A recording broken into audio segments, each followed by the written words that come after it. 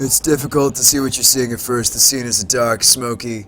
Telltale flashes of emergency vehicles light flicker on the periphery of the screen. Emergency vehicle lights flicker on the periphery of the screen. The camera pushes in and you can make out two figures standing in a ruined landscape. All at once, the sound cuts in. Again? Alright. Again, for those of you just joining us, we are coming to you live from Stolberg. A few hours ago, the Dragonfurcherweich launched an unprovoked attack on this Sleeping Hearts mountain town, and you can see the results behind me. Fire, ashes, and blood. More tonight on CNN. We are joined by a survivor of this latest and most horrifying attack. The reporter turns to face a pale man standing behind him. Sir, I understand that you've been through a terrible ordeal. Thanks for taking the time to speak with us tonight. Alright, the camera switches to focus on a middle-aged man with a haunted look in his eyes. He stammers out a reply. Yes, of course. If you could, sir, could you please tell the people at home about your experience of the attack?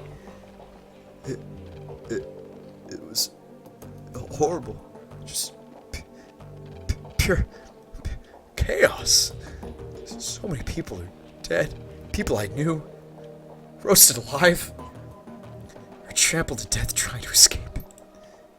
My own house was burned to the ground during the attack. My family.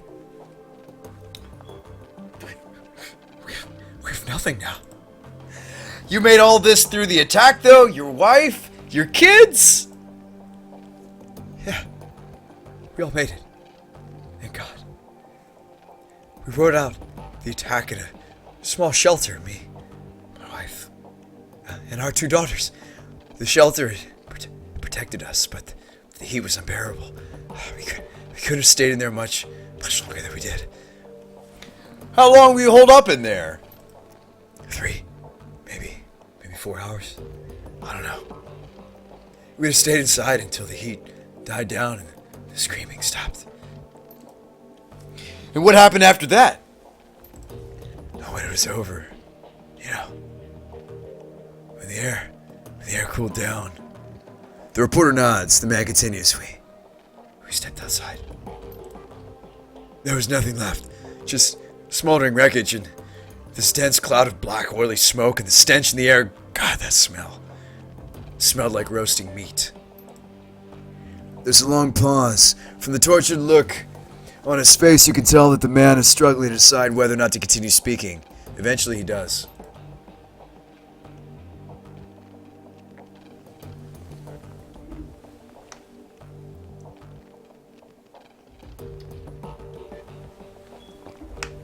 My girls.